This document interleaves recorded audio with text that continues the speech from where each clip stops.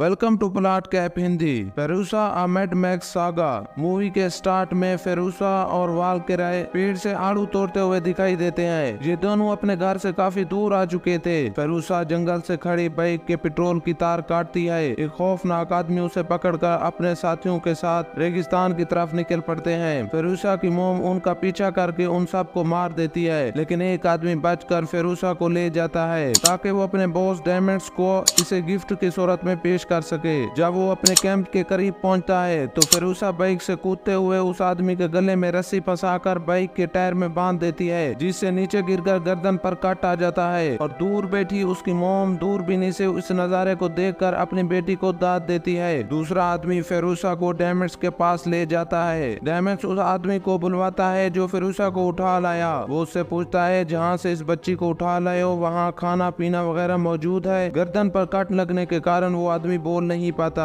Diamonds फेरुसा को कहता है तुम हमारी मेहमान हो, मैं तुम्हें खुद तुम्हारे घर छोड़ आऊंगा। आंधी आते ही फेरुसा की मोम कैंप में घुसकर पहरेदारों को मारते हुए अपनी बेटी के पास पहुंच जाती है। कैंप में मौजूद औरत फेरुसा की मोम से अपनी जिंदगी की भीख मांगती है। फेरुसा की मोम अपनी बेटी को वहां से लेते हुए बाइक से निकल पड़ती है, मगर साथ बैठी औरत चिल्लाते हुए कैंप के लोगों को फेरुसा के निकल जाने की खबर दे देती है। डायमंड्स और उसके आदमी उन्हें पकड़ने के लिए उसका पीछा करते हैं। फेरुसा की मोम फेरुसा को बाइक से रवाना करके उनका मुकाबला करती है, लेकिन वो उसे पकड़कर पेड़ के साथ लटका देते हैं। फेरुसा माँ की चीख सुनकर वहाँ आ जाती है। जैसे ही माँ की तरफ बढ़ती है तो डायमंड्स उससे पकड़कर उनसे पूछता है तुम कहाँ रहती हो, मगर वो डर कर कुछ नहीं बताती। फिर डायमंड्स उसकी माँ को जिंदा जला देता है। दूसरी तरफ वेस्टलैंड में डायमंड्स अपने आदमियों को एक दूसरे से मुकाबला करवाता है, जिसमें कुछ आदमियों के मरने के कारण वो फेरुसा की आंखों को बंद करके एक खिलौना दे देता है। फिर डायमंड्स अपने आदमियों के साथ सब्जे की तलाश में इधर उधर फिरने लगता है। वहाँ उसे एक अजीब से आदमी मिलता है। उससे पूछते हैं हम एक ऐसी जगह की तलाश में है जहाँ पर सब्जा और खाने पीने का सामान मुयस्सर हो। वो आदमी कहता है मैं अर्श किले से रहता हूँ, वहाँ ये सब चीजें मौजूद है। डायमंड्स वहाँ पहुँचकर ऐलान करता है तुम अपने सरदारों को मेरे हवाले कर दो ताकि तुम आजाद हो सको। तुम मेरे साथ हाथ मिला लो, हम एक नया वेस्टलैंड बनाकर इस पर राज करेंगे। अर्श किले का सरदार इमोर्टन अपने आदमियों को हुक्म देता है कि डायमंड्स और उसके साथियों पर आक्रमण कर दो।